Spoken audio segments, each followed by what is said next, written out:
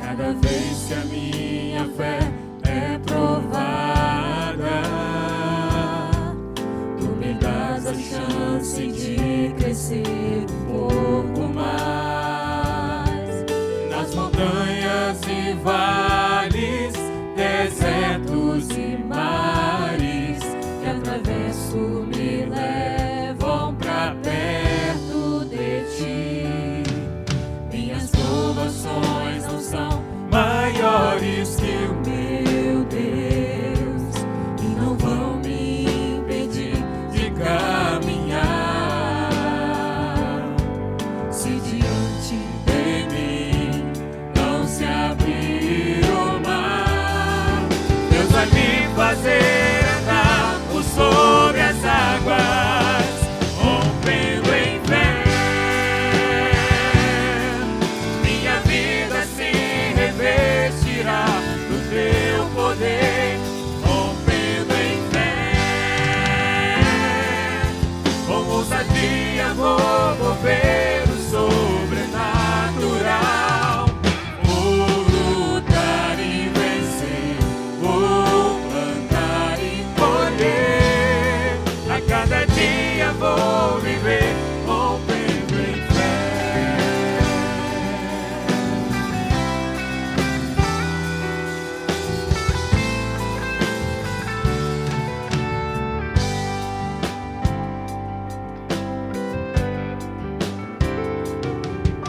Minhas provações não são maiores que o meu Deus e não vão me impedir de caminhar. Se diante de mim não se abrir o mar, Deus vai me fazer andar por sobre as águas, rompendo em fé. Minha vida se revestirá do teu poder, rompendo em fé. Com ousadia vou mover o sobrenatural. Vou lutar e vencer, vou plantar e colher. A cada dia vou viver, rompendo em fé, rompendo em fé. Minha vida se revestirá do teu poder, rompendo em fé. Com ousadia vou mover o sobrenatural. Vou lutar e vencer, vou plantar e colher. A cada dia vou viver, rompendo em fé. A cada dia vou viver, rompendo em fé. Muito bom dia, meus queridos irmãos e irmãs. Que a graça do nosso Senhor e Salvador, Cristo Jesus, seja sobre a sua vida e de toda a sua família. Na manhã desse domingo, eu quero convidar você a ler comigo aí na sua casa o texto que está contido no Evangelho de João, no primeiro capítulo, versículos de 35 ao 42. Vamos ler juntos a palavra do nosso Deus que nos diz: No dia seguinte, estava João outra vez na companhia de 2 dos seus discípulos, e vendo Jesus passar, disse: Eis o Cordeiro de Deus. Os 2 discípulos, ouvindo dizer isso, seguiram Jesus. E Jesus, voltando-se e vendo que o seguiam, disse-lhes: Que buscais? Disseram-lhe: Rabi, que quer dizer mestre, onde assistes? Respondeu-lhes: Vinde e vede. Foram, pois, e viram onde Jesus estava morando, e ficaram com ele aquele dia, sendo mais ou menos a hora 10ª. Era André, o irmão de Simão Pedro, um dos 2 que tinham ouvido o testemunho de João e seguido a Jesus. Ele achou primeiro seu próprio irmão Simão, a quem disse: Achamos o Messias, que quer dizer Cristo, e o levou a Jesus. Olhando Jesus para ele, disse: Tu és Simão, o filho de João. Tu serás chamado Cefas, que quer dizer Pedro. Nesse texto que lemos, meus queridos, somos apresentados a um homem chamado André. Ele é um pescador, trabalhador comum. Nós não temos aí na palavra de Deus muitos relatos acerca de André. Ele é mencionado apenas 12 vezes na Bíblia. 4 dessas vezes são exatamente quando o seu nome está ali naquele rol de nomes exatamente dos outros 11 apóstolos. Mesmo nas tradições da igreja primitiva, ele é um dos poucos discípulos sobre quem há algumas poucas histórias. Só que isso não quer dizer que André não seja alguém importante. Das poucas vezes que ele é mencionado nas Escrituras, nos Evangelhos, ele está fazendo algo muito interessante, muito impressionante. Ele está trazendo pessoas a Jesus. Por exemplo, mais para frente no Evangelho de João, nós vamos ver que André traz aquele menino que trouxe ali o seu lanche, o seu almoço, aqueles 5 pães e os 2 peixinhos. O resultado disso foi que Jesus usou essa pequena refeição para alimentar uma grande multidão, 5.000 homens. E quando eles estão ali, todos bem alimentados, percebem que sobraram então 12 cestos cheios. Um pouco mais à frente, no mesmo evangelho, nós vamos ver que alguns gregos queriam conhecer a pessoa de Cristo Jesus. Eles vão procurar a Filipe então, e Filipe logo procura André acerca de algum conselho que ele poderia dar, e juntos os dois levam esses gregos a conhecer Cristo Jesus.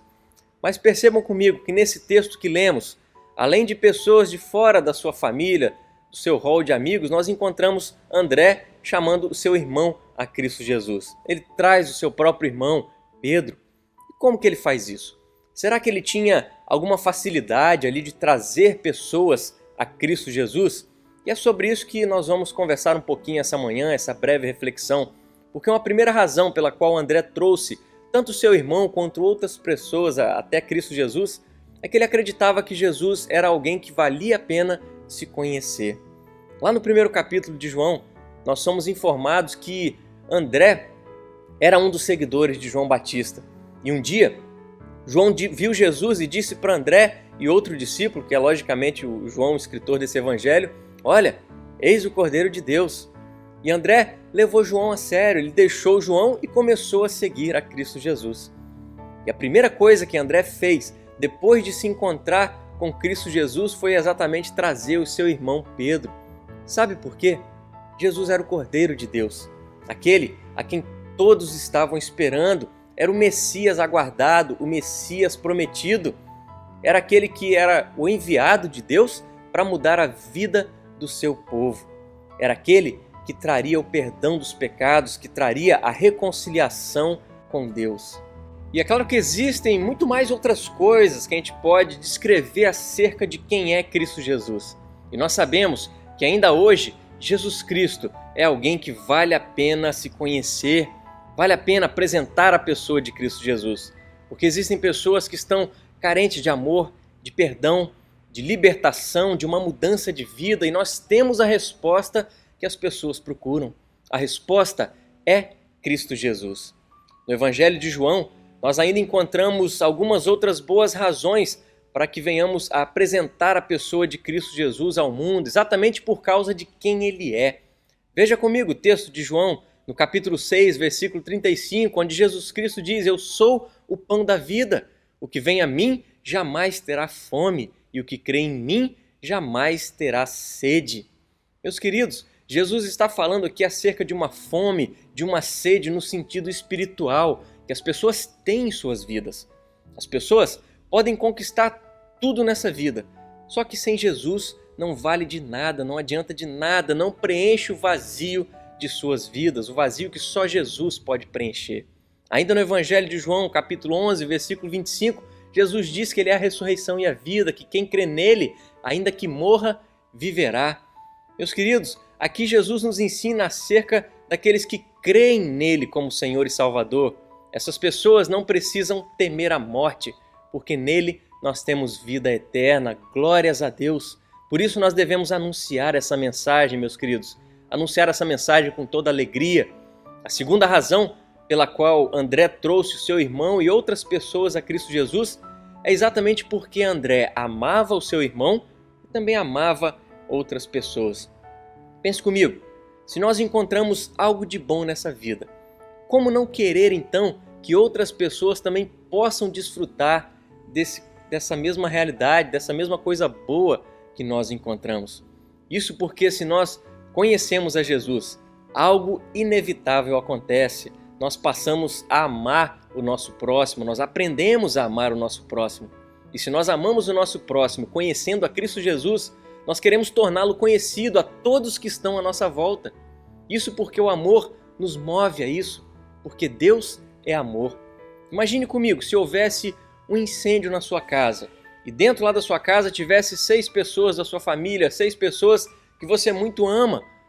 Quantas dessas pessoas você ficaria satisfeito em ajudar a sair da casa? É claro que todos. Claro que você gostaria de salvar a todos ali. O negócio é que nós nos importamos, meus queridos, de fato com aqueles a quem amamos. Essa é uma das razões pelas quais eu e você podemos apresentar as pessoas a Cristo Jesus. Muitos têm caminhado em direção ao inferno, só que nós não queremos que isso aconteça. Porque se nós amamos as pessoas, nós queremos sim que elas conheçam a Cristo Jesus e sejam alcançadas pela sua graça maravilhosa, sua graça salvadora.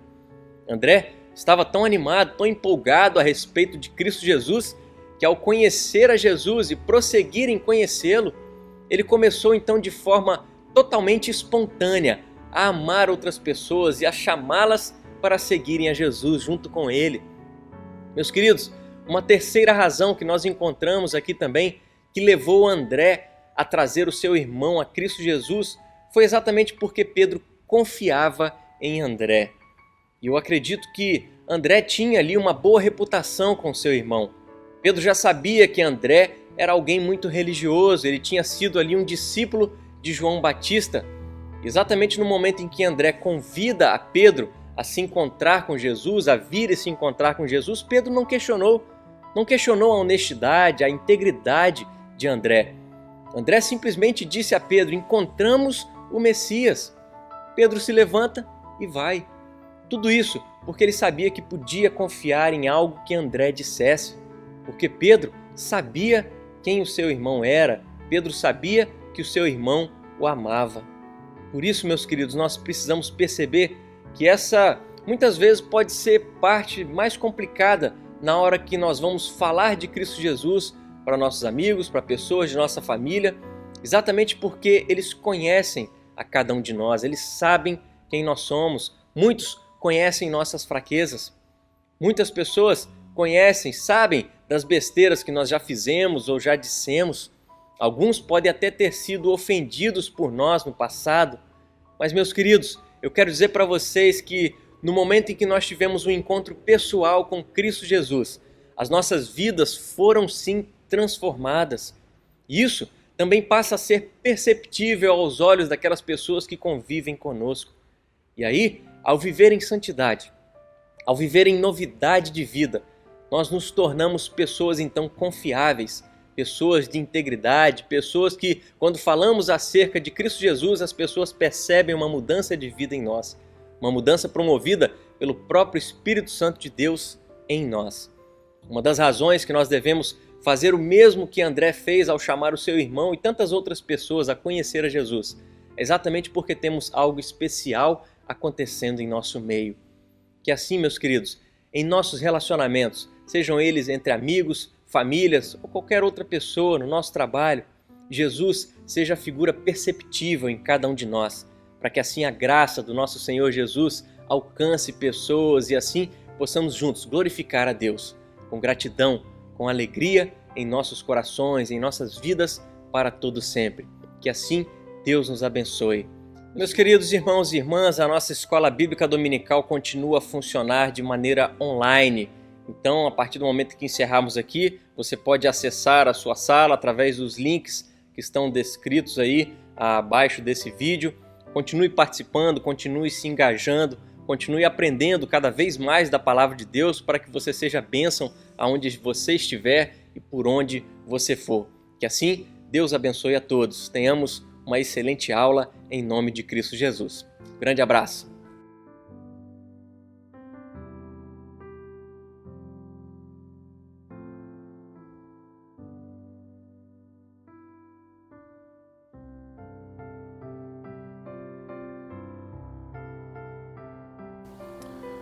Bom dia, meus irmãos, graça e paz do nosso Senhor, né?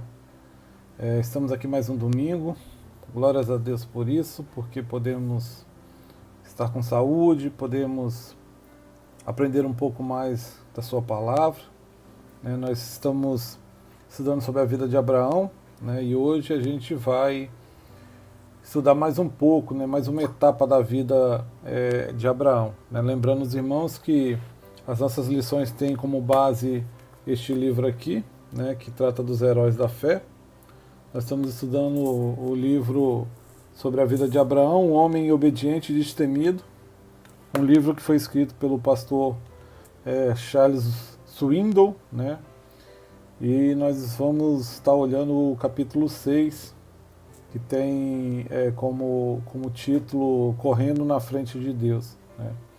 Vamos orar, vamos pedir a Deus a direção, vamos pedir a Ele que me use e que o que eu venha estar conversando e compartilhando com os irmãos aqui realmente possa ser aquilo que o Senhor quer que nesse dia nós venhamos a ouvir.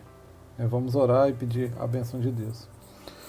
Senhor nosso Deus, nosso Pai, nós louvamos o Senhor, ó Deus, que Tu és um Deus de amor, um Deus compassivo, um Deus misericordioso, um Deus que tem nos guardado em meio as aflições, em meio às dificuldades.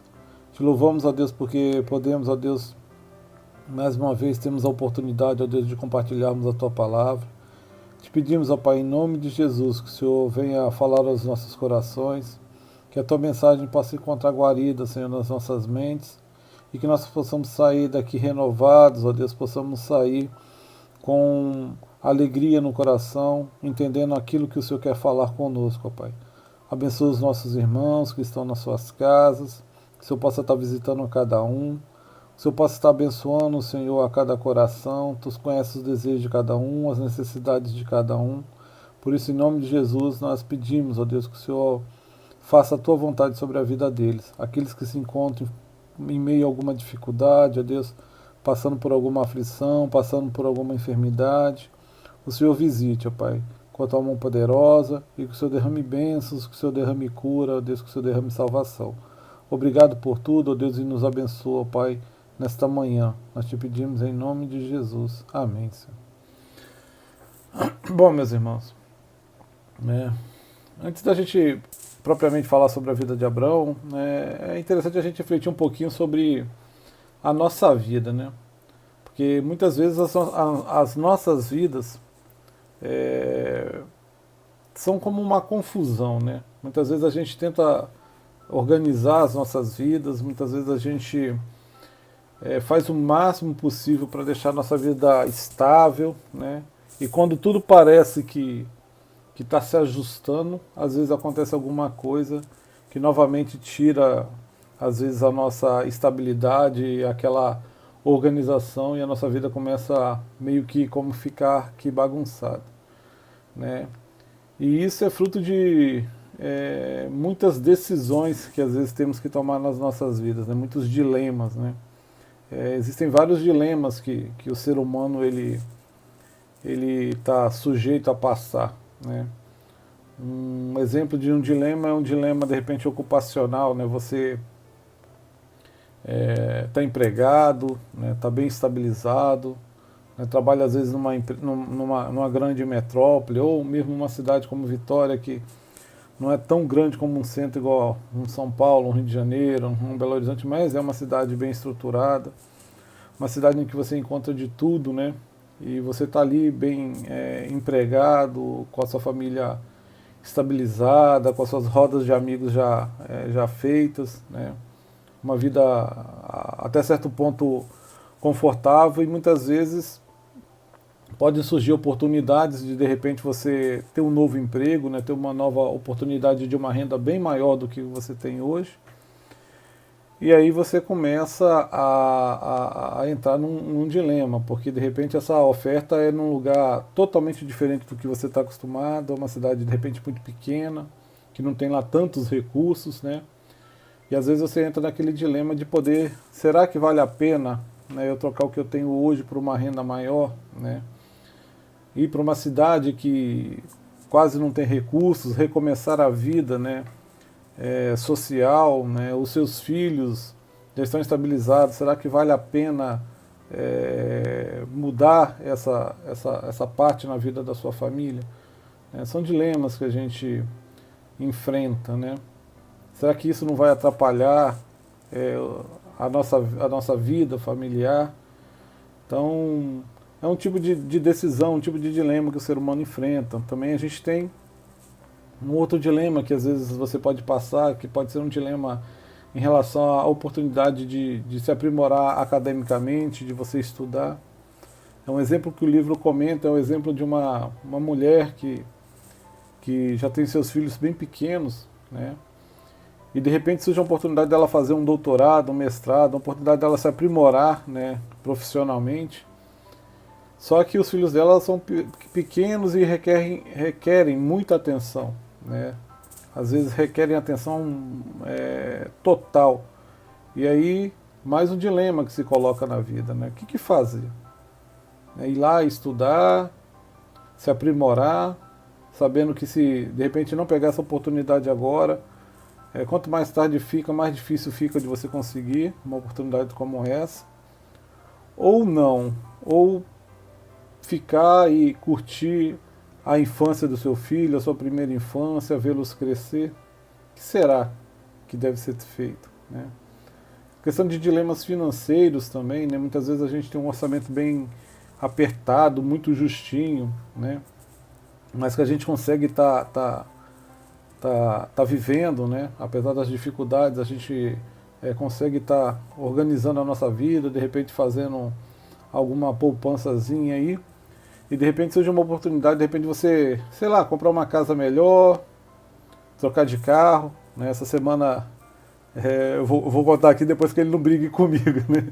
Mas o Giovanni, ele tá buscando um novo carro, vamos dizer assim, né? E é gostoso ver isso no Giovanni, a felicidade que ele tem de conquistar aquilo que Deus tem permitido a ele, né? Então, às vezes, isso acontece na vida da gente, né? Uma casa melhor, um carro melhor, ou mesmo um presente que de repente está fora do seu orçamento, e aí você entra num dilema. O que a gente de repente faz? Vou lá tirar aquela poupancinha de segurança e tentar realizar esse desejo? Vou fazer uma dívida? Vou contrair uma dívida para alcançar este sonho de uma casa, de um carro, ou mesmo de um presente, né? Ou não, vou esquecer isso e vou simplesmente ficar olhando para esse desejo, mas não vou sair desse meu orçamento, não vou querer correr o risco do orçamento, né? Quer dizer, todo mundo enfrenta isso, né? Os financeiros, então, acho que todos nós enfrentamos, né? E nós, como cristãos, além dos dilemas, a gente também tem as questões de desafios espirituais, né? E aí isso nos leva o primeiro pensamento que a gente deve analisar, que é como é que nós temos agido, né? Será que nós temos esperado Deus agir? Ou será que a gente está correndo lá na frente de Deus, né? Buscando tomar o controle das coisas, né? E esperando depois que Deus venha e aprove aquela nossa decisão.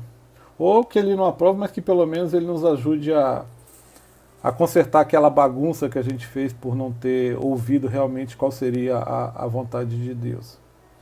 Se a gente vivesse num mundo perfeito, nenhuma decisão traria confusão, mas a gente não vive num mundo perfeito, né?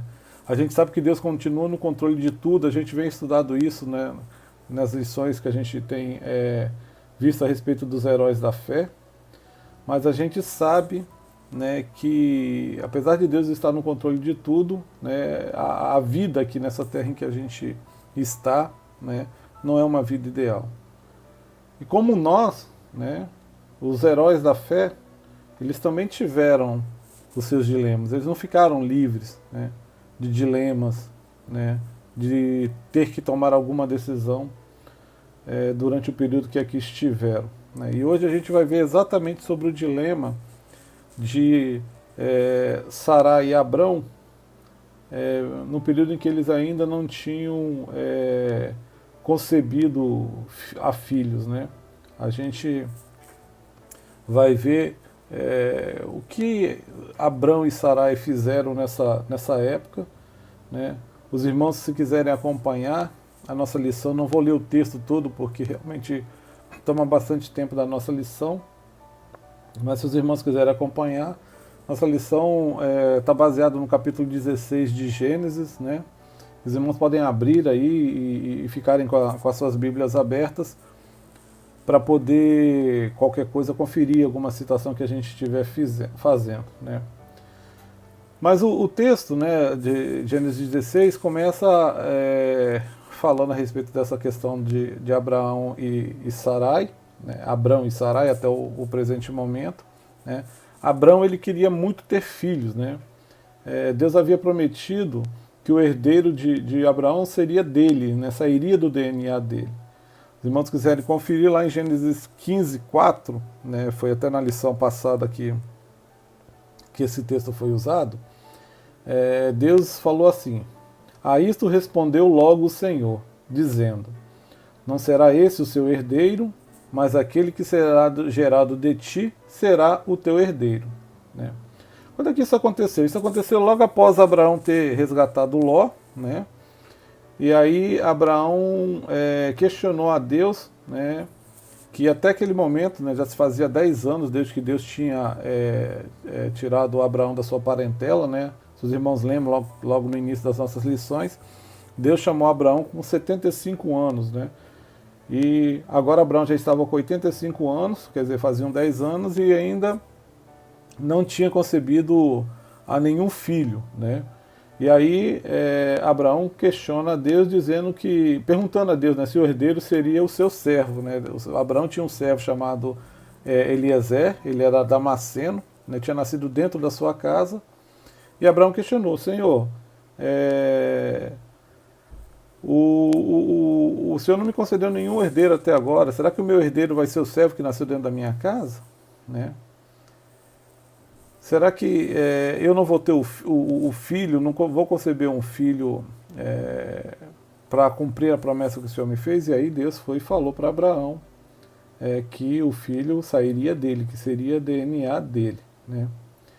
E várias vezes Deus afirmou isso para Abraão, né? Na lição passada em que o Sidney também ministrou, se os irmãos lembram bem, lá em Gênesis 15, Deus fez até uma cerimônia solene de aliança com Abraão, né, ratificando que Abraão seria pai de uma grande nação.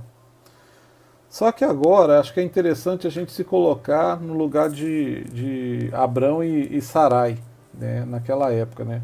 Hoje a gente tem conhecimento de como é que foi o desfecho da história, mas vamos tentar nos colocar no lugar deles sem saber o que aconteceu no futuro, né. Imagina, Abraão já era um homem de idade bastante avançada, né? Já estava com seus 85 anos, né? Sua esposa também não era nenhuma novinha, né? Vamos dizer assim, não era nenhuma gatinha, vou brincando, né? E ela podia estar para entrar na menopausa, se não já tinha entrado, né? E fazia 10 anos, né, que Deus tinha feito a promessa para Abraão e nada tinha acontecido. Eu imagino que no convívio entre eles deviam ter amigos próximos, pessoas que possivelmente já sabiam a respeito dos encontros que Abraão teve com Deus e da promessa que Deus tinha feito, e de repente ficava de vez em quando questionando o casal: e aí? Alguma notícia? E imagina a tensão que isso devia estar acontecendo sobre eles, né? Alguns irmãos devem lembrar, não sei se tem, na nossa sala tem casais recém-casados, mas quando a gente casa, a primeira coisa que os nossos pais começam a perguntar: e aí, o meu netinho, quando é que vem? Né? Então imagina naquela época, numa sociedade que prezava muito por uma família ter filhos, né? Deviam se sentirem, né, pressionados em relação a isso, né? E aí o que acontece? Sarai, ela tem uma grande ideia, entre aspas, vamos dizer assim. Ela se cansa de esperar, e aí ela imagina como é que ela iria sair daquela situação que para ela, da forma que ela pensou, fazia todo sentido. Né? Lá em Gênesis 16:2, está escrito que disse Sarai a Abrão: eis que o Senhor me tem impedido de dar à luz. Toma, pois, a minha serva, e assim me edificarei com filhos por meio dela. E Abrão anuiu ao conselho de Sarai. Bem, como é que foi o raciocínio de Sarai? Né? Olha, Abrão, eu não posso gerar filhos, né? Mas você, né, você ainda pode ser pai de uma grande nação. Independente da idade que Abraão tivesse, Abraão ainda poderia ser pai de uma grande nação. E, afinal de contas, Deus tinha dito para Abraão que o filho seria gerado dele mesmo. Lembra que nós lemos lá em Gênesis 15:4? Né? Um filho gerado por você mesmo será o seu herdeiro. Foi o que Deus disse para Abraão. Né? Quer dizer, Deus não tinha deixado claro, vamos dizer assim, no entendimento de Sarai, que tinha deixado claro que a mãe deveria ser Sarai. Né? Disse que iria sair de Abraão, mas não necessariamente que a mãe tinha que ser ela.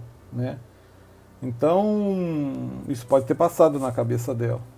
Outra coisa que também pode ter passado na cabeça dela, que talvez já tinham se passado 10 anos, e que se esperasse mais tempo, isso não ia ser uma decisão sábia, em função até do que a gente já colocou pela idade avançada deles. Talvez ela pensou que Deus estivesse esperando que, tinha feito a promessa e estivesse esperando que eles deveriam perseguir essa promessa, né, tomar ações para que essa promessa fosse cumprida. Né? Talvez ela pensou que isso era alguma forma de Deus estar testando eles para saber o quanto eles desejavam a promessa de Deus. Né? E tudo isso pode ter passado na cabeça de Sarai. Né? E aí isso foi um grande dilema que foi apresentado diante de Abrão. Né? Hoje a gente sabe o que aconteceu em função dessa decisão, mas na época isso parecia ser talvez uma coisa bem racional, bem normal, né, para os costumes da época, para o entendimento que se tinha na época. Agora é interessante a gente salientar também e entender e checar, né, em relação a essa situação, que existe um ponto positivo nisso, que é a questão do relacionamento do casal. Né? Porque se Sarai teve a liberdade de propor essa solução chamada tão criativa, né, isso demonstra que esse casal tinha uma proximidade muito grande. Né? Isso é uma coisa interessante da gente pensar também, como é que os nossos relacionamentos estão, né? Qual o grau de intimidade que eu tenho com a minha esposa, com o meu esposo, né? Se realmente nós somos amigos e temos a liberdade de estar falando aquilo que nós pensamos, né? Agora, o ponto negativo nessa situação foi que, né, na verdade não é outro ponto negativo, né? O outro ponto que dessa situação é que o pensamento de Sara não foi um pensamento tão fora da caixa, tão errado para aquela época, né? Porque naquela época era costume, né? Naquela cultura, era um costume legal daquela cultura, que aquele marido casado com uma mulher que não pudesse ter filhos, ele poderia tomar uma serva, né, a serva da esposa, né, e como mulher, né, e alguns estudiosos dizem até que a criança que era nascida daquela união, ela era considerada filha da primeira esposa, nem era considerado filho da serva, né, e que se o marido chegasse para essa criança e falasse que ele era filho dele, falasse, você é meu filho, essa criança se tornava um filho adotivo e herdeiro. Né? Só que qual foi o principal problema disso? O principal problema de tudo isso, né, é que foi que em momento algum Sarai orou a Deus para saber se Deus realmente concordava com essa decisão que eles estavam tomando. Né? Abrão em momento algum edificou algum altar ou sacrificou em algum daqueles altares que ele tinha feito para Deus, para perguntar a Deus o que Deus achava daquela situação. Vale lembrar, né, que Deus falava com Abraão, né, e Abraão não procurou a aprovação de Deus em momento nenhum. Apesar de ser um costume aceitável, né, em termos legais e sociais da época, Deus não concordava com aquilo. Né? Além de que o nascimento do herdeiro de Abraão era o primeiro passo da revelação do plano, né, divino que Deus tinha para o mundo, né? Então, a atitude que eles fizeram, eles tomaram uma atitude sem consultar a Deus, né? E Abraão poderia ter tido outro tipo de atitude. Abraão poderia ter não cedido, né, a sugestão de Sarai, né? Só que lá em Gênesis 16:2 diz que Abraão ele anuiu ao conselho de Sarai. E aí em Gênesis 16:3, 4, a parte A, diz o seguinte: então Sarai, a mulher de Abrão, tomou a Agar, egípcia, sua serva, e deu-a por mulher a Abraão, seu marido, depois dele ter habitado por 10 anos na terra de Canaã. Ele a possuiu e ela concebeu, né? E aí nos leva a imaginar de novo, né, vamos dizer assim, o pensamento ou uma conversa que Abraão e Sarai poderia ter tido após notar os sinais da gravidez de Agar, né? E eles possivelmente começaram a fazer como muitos de nós fazemos, né, que é racionalizar as nossas ações com justificativas falsas, né? Às vezes a gente toma atitudes e a gente começa a arrumar justificativa para o que a gente fez. E eles também podem ter pensado dessa forma. Eles podem ter pensado, nossa, tá vendo como o Senhor abençoou a nossa decisão? Porque se Deus não tivesse abençoado, né, Ele não teria permitido que Agar tivesse engravidado. Então quer dizer que Deus aprovou a nossa escolha. Eles podem ter tido esse tipo de pensamento, né? Muitas vezes nós temos esse tipo de pensamento quando a gente toma atitudes precipitadas e aí a gente começa a querer arrumar a justificativa. Só que, independente das justificativas que Abrão e Sarai tiveram, né, os resultados, né, dessa decisão eles não demoraram a aparecer, né? Eles foram surgindo de maneira rápida, né, trazendo bastante confusão para aquela família. Em Gênesis 16, 4, a parte B, diz o seguinte: vendo ela é Agar, né? Vendo ela que havia concebido, foi sua senhora por ela desprezada. Então Agar, quando percebeu que estava grávida, né, ela começou a desprezar a Sarai. E a palavra desprezar no hebraico, né, tem alguns significados, né? Entre eles quer dizer pequeno, sem valor, insignificante, desonroso. As pessoas no Oriente Médio, eles consideravam que as mulheres estéreis, elas eram pessoas sem valor para a sociedade, né? Eles diziam que essas mulheres elas não contribuíam em nada para a sociedade. Pelo contrário, né, elas só consumiam os recursos valiosos que se tinha na época e que nada justificava a existência delas, né? E agora a gente imagina a postura de Agar perante a Sarai, quando ela passa a desprezar a Sarai. Agar passa a desprezar a Sarai, né? Agar agora estava numa casa que era superior à de Sarai e passava a demonstrar isso para com a sua senhora, né? Então, além disso, além do relacionamento de Sarai e Agar ter se tornado confuso, né, vamos assim dizer, né, o relacionamento até então bastante harmonioso que havia, né, entre Abrão e Sarai também começa a sofrer alguns danos, né? As consequências do pecado deles começaram a aparecer, e aí quando os pecados começam a aparecer, os relacionamentos começam a sofrer, né? Em Gênesis 16:5 diz o seguinte: disse Sarai a Abraão: seja sobre ti a afronta que se faz a mim. Eu te dei a minha serva para possuíres. Ela, porém, vendo que concebeu, desprezou-me. Julgue o Senhor entre mim e ti. Sarai passou a se sentir desprezada e agora passou a culpar Abraão, né? Passou a culpar Abrão. E agora ela lembrou de apelar ao Senhor, né? Ela chega e fala: julgue o Senhor entre mim e ti. A atitude que ela tinha de consultar a Deus antes de tomar a decisão, ela não teve. Agora que o pecado se manifesta e começa a trazer consequências, o que Sarai faz? Aí ela começa a apelar para o Senhor. O Senhor agora julga entre mim e ti. Né? E aí e a atitude de Abraão foi melhor do que a de Sarai? Não foi. O que Abraão fez? Né?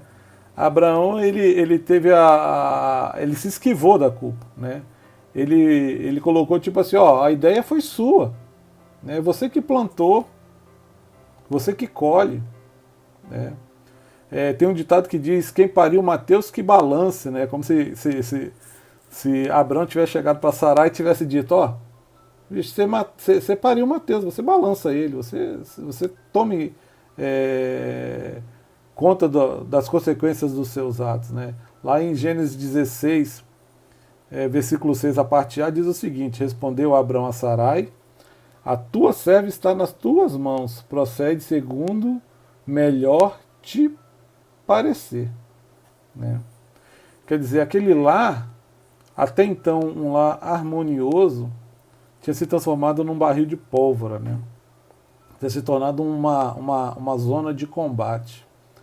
Né? Indivíduos que outrora confiavam em Deus, né? Buscavam as bênçãos de Deus, estavam almejando pelas bênçãos de Deus, agora estavam usando o nome de Deus para amaldiçoar uns aos outros. Né? Agar antes respeitava a sua senhora, ela se tornou uma pessoa prepotente, se sentia superior à sua senhora. Abraão e Sarai se estranhando, né, o tempo todo, né? Sarai se sentindo dispensada e ameaçada. Né? Agar sofreu tanto, né, tanta pressão que ela chegou a fugir sozinha para o deserto. Né? Lá em Gênesis 16, a parte B do versículo 6 e o versículo 7 diz o seguinte, Sarai humilhou-a, né, quer dizer, humilhou a Agar, e ela fugiu da sua presença, tendo-a achado o anjo do Senhor junto a uma fonte de água no deserto, junto à fonte no caminho de sul. Né? E aí a gente começa a tentar imaginar que tipo de humilhação que Agar pode ter sofrido. Né? Porque para uma mulher grávida fugir sozinha, né, ir para o deserto, colocando a sua vida em risco, né, a vida do seu filho em risco, não deve ter sido pouca coisa. Né? Então, quer dizer, imagina o que aquela decisão sem consultar a Deus, aquele pecado que trouxe, né, sobre a vida daquelas pessoas, o que trouxe sobre a vida de Agar. Né? Mas felizmente Deus cuidou de Agar. Né? Porque se a gente for imaginar, em muitos aspectos, Agar era uma vítima inocente de uma desobediência de Abraão e Sarai. Né? Ela não tinha pedido nada daquilo. Ela não tinha pedido para conceber um filho. Mas ela, como serva, também não podia negar, né, a sua senhora. Né? Mas Deus, felizmente, foi e resgatou Agar e cuidou de Agar. Lá em Gênesis 16, o versículo 7 ao versículo 10 diz o seguinte, tendo-a achado o anjo do Senhor, junto a uma fonte de água no deserto, junto à fonte do caminho de sul, disse-lhe, Agar, serva de Sarai, de onde vens e para onde vais? Ela respondeu, fujo da presença de Sarai, minha senhora. Então lhe disse o anjo do Senhor, volta para a tua senhora e humilha-te sob as tuas mãos. Disse mais o anjo do Senhor, multiplicarei sobremodo a tua descendência, de maneira que por numerosa não será contada. Quer dizer, ao encontrar Agar, o anjo do Senhor a chamou pelo nome. Ele a conhece. Né? E isso foi importante porque isso demonstrou para ela que ela era alguém que importava. E ao encorajar Agar a retornar para a casa de Abraão e Sarai, o que o anjo deixou implícito ali? Ele deixou implícito o seguinte, olha Agar, pode voltar, humilhe-te perante Sarai, que eu vou cuidar de você. Eu vou te abençoar. Né? E fez uma promessa a ela similar à promessa que foi feita a Abraão. Né? Disse para ela que a descendência dela ia ser multiplicada de sobremodo. Né? Ele disse, multiplicarei sobremodo a tua descendência, de maneira que por numerosa não será contada. Né? E foi além. Né?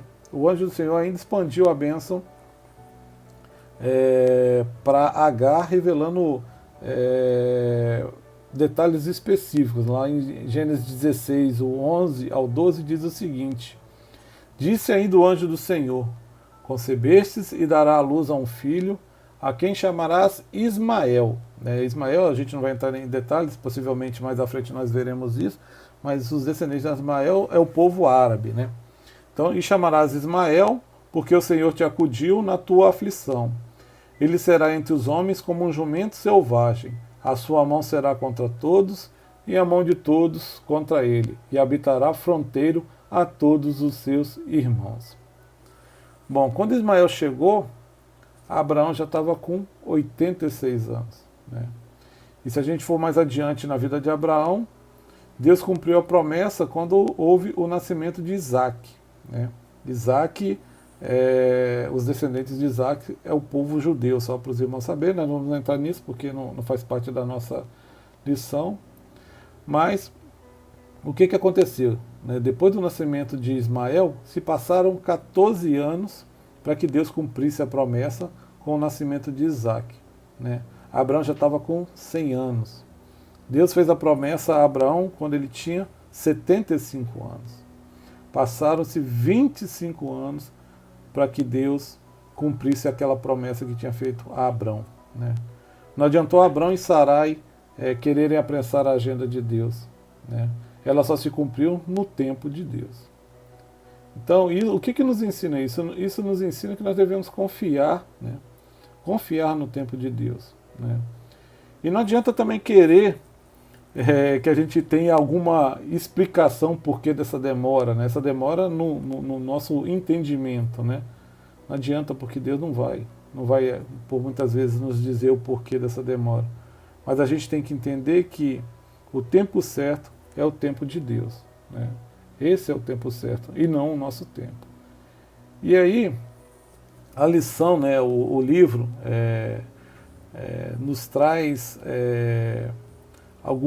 eles chamam de imperativos, né, 4 imperativos que nos ajudam, podem nos ajudar, né, nessa atitude de esperar em Deus. Né. E aí, quando fala a questão de 4 imperativos, né, o verbo imperativo, né, os irmãos devem saber, aqueles que gostam de português, eu não era muito o meu forte, né? Mas o verbo imperativo é um verbo que indica uma ação de pedido, de convite, de exortação, de ordem, comando, um conselho, uma súplica. Então, esses 4 imperativos que o livro traz é como se fosse um conselho, né? Uma exortação do que a gente pode procurar fazer, né, de forma que talvez nos ajude a estar nesse momento de espera do agir de Deus. E o primeiro imperativo é a questão do ande, né? O verbo imperativo ele fica dessa forma, ande. Ande um pouco mais devagar. Né? Quando você se sentir tentado a apressar a Deus, ou quando você se sentir tentado a fazer alguma coisa para tentar agilizar a agenda de Deus, né? Que você pise no freio, né? Que você diminua o passo, que de repente você busque se afastar daquela situação. Tente separar um tempo, né, um tempo de solidão, mas solidão no sentido de estar só, e busque a oração. Né? De repente busque fazer um jejum, né? Busque um conselho de pessoas de confiança, né? De amigos verdadeiros, né? De pessoas que tenham coragem, às vezes, de te dizer coisas que você não gostaria de ouvir, mas que você precisa ouvir. Né? Tome a decisão de não apressar as coisas. Porque às vezes não, né? Quase que com certeza, a maioria das vezes a gente se arrepende de coisas que a gente faz. Né? Dificilmente às vezes a gente se arrepende de coisas que a gente não faz. Então, primeiro imperativo, né? Ande um pouco mais devagar, né? Pise no freio. O segundo imperativo é peça a Deus que lhe dê paciência. Né? Hoje é difícil ter paciência, né? Mas peça a Deus que lhe dê mais paciência, que te dê mais sabedoria, que te dê mais autocontrole. Né? As melhores decisões que a gente toma na vida é quando a gente está com o espírito calmo. Né? É quando a gente tem certeza do controle absoluto de Deus, né? E quando essa certeza ocupa o lugar da nossa preocupação.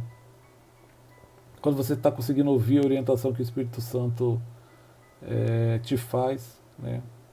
Use a oração como uma forma de você expressar, né, as suas preocupações, os seus medos, as suas frustrações para Deus, né? Além disso, a oração ela é um grande promotor do seu relacionamento com Deus, né? Além de também, às vezes, ser uma forma terapêutica em que você consegue colocar para fora aquilo que está preso, né, dentro de você. A oração nos alivia, né?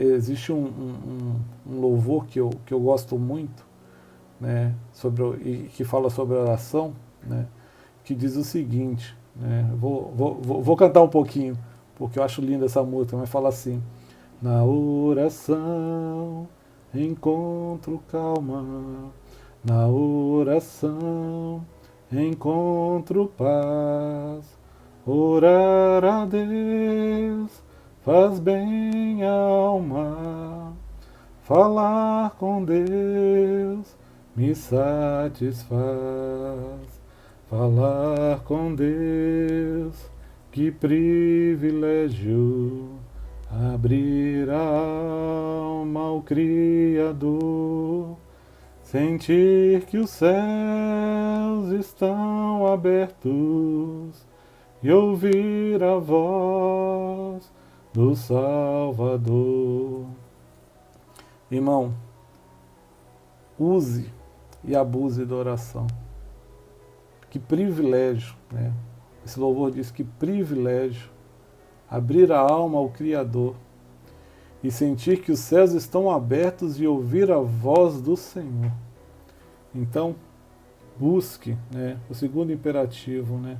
Peça a Deus em oração. O terceiro imperativo que o livro nos traz é: imagine o pior cenário que pode acontecer se você esperar. Né? Se pergunte, caso você não faça nada, o que de pior pode acontecer? Né? É um questionamento que pode te ajudar em relação a essa atitude de esperar.